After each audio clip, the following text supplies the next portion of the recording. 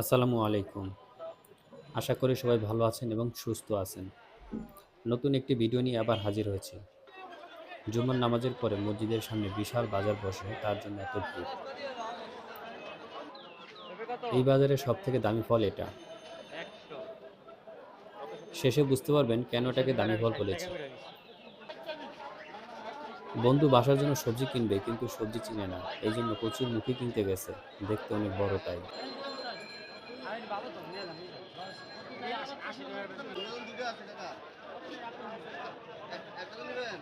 কলা কিনতে গেছে, কিন্তু দাম শুনে উল্টা দিকে হাঁটা দিছে।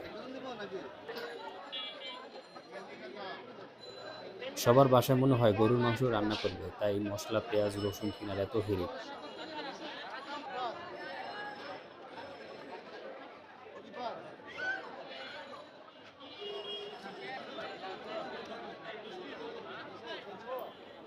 অনেক গরম, তাই একটা ডাব কিনে তিনজনে ভাগ করে খাই।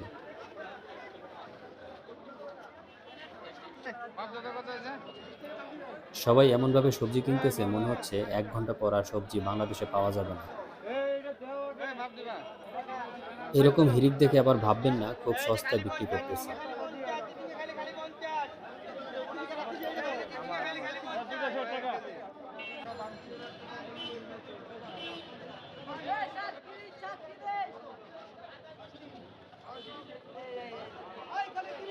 বন্ধুর কাহিনী বুঝলাম না, কচুর মুখী কিনতে না পেরে এখন কচু শাক কিনতে আসছে। মনে হয় পুষ্টিহীনতায় ভুগছে।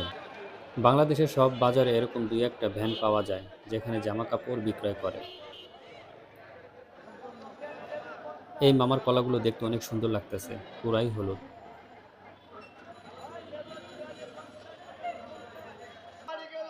বাজারে এত কিছু পাওয়া যায় আর মাছ পাওয়া যাবে না, তা কি হয়? সবাই নাকি তাজা মাছ বিক্রয় করে। কিন্তু ঢাকার আশেপাশে বুড়িগঙ্গা ছাড়া আর কোনো নদী আছে কি যে তাজা মাছ পাওয়া যায়?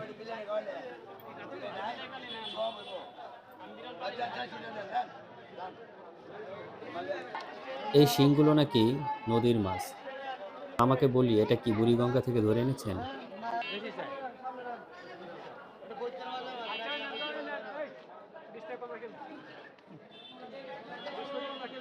বন্ধু কাতলা মাছের ওজন মাপিয়ে 2,000 টাকা দাম দেখে বলে, এত টাকা নেই, নিব না।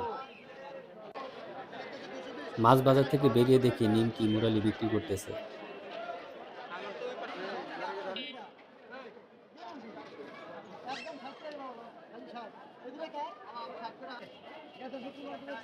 স্বাদের লাউ বানাইছে কাকুরে বৈরাগী।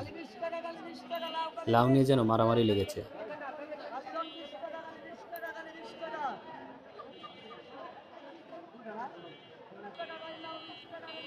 সবার দোকানের সামনে মোটামুটি ভিড়, কিন্তু কাঁচা পেঁপের দোকান ফাঁকা। কাঁচা টমেটো উঠে গেছে বাজারে।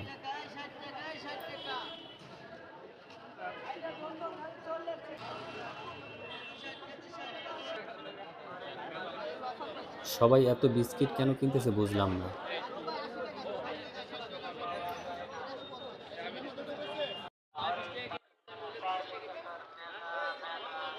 বন্ধুর নতুন সংসার, তাই কম বাজেটের জিনিসপত্র কিনতে গেছে।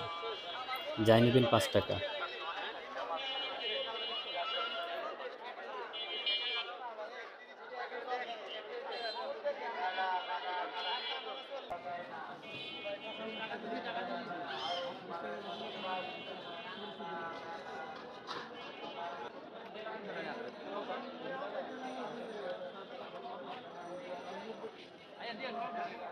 ভাবি ভালো তেহারি রান্না করে, তাই চিনি গুঁড়া চাল কিনতে গেছে।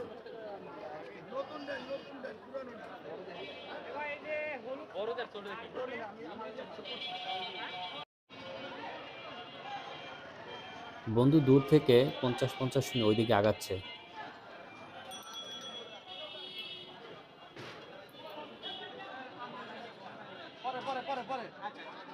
ভিডিও শুরুতে দেখছিলাম এই থাই পেঁপে 100 টাকা করে কেজিতে বিক্রয় করছে। বাজার শেষের দিকেই সেই পেঁপের কেজি 50 টাকা।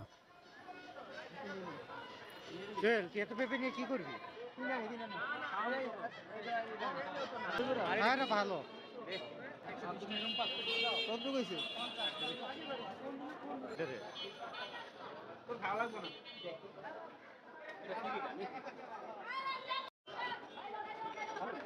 ভাববেন না নিজের টাকা দিয়ে খাচ্ছে, যেগুলো আলামিন কিনছে সেটা থেকে দুইটা মেরে দিছে।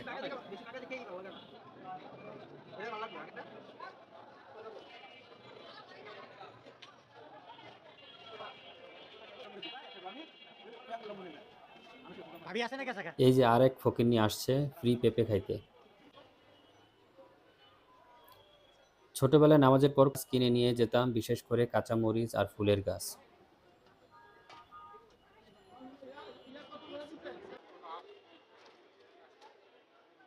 বন্ধু একবার বলে আদা কিনি, আবার জলপাই দেখে বলে জলপাই কিনে নিয়ে যাই। আবার সে নিজেই বলে এগুলো কিনে এখন কি করব যদি বাসায় থাকে। এক ব্যক্তি জীবনে কিছু কিনে না কিন্তু সব কিছুই দেখে বেড়ায় আর বলে ভালো লাগে না, পছন্দ হয়নি।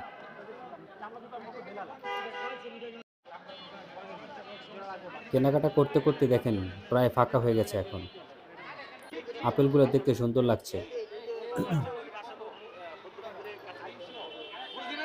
বন্ধু দাম জিজ্ঞেস করে চলে যাচ্ছে, কিছু কিনে না আমাদের খাওয়ানোর ভয়ে।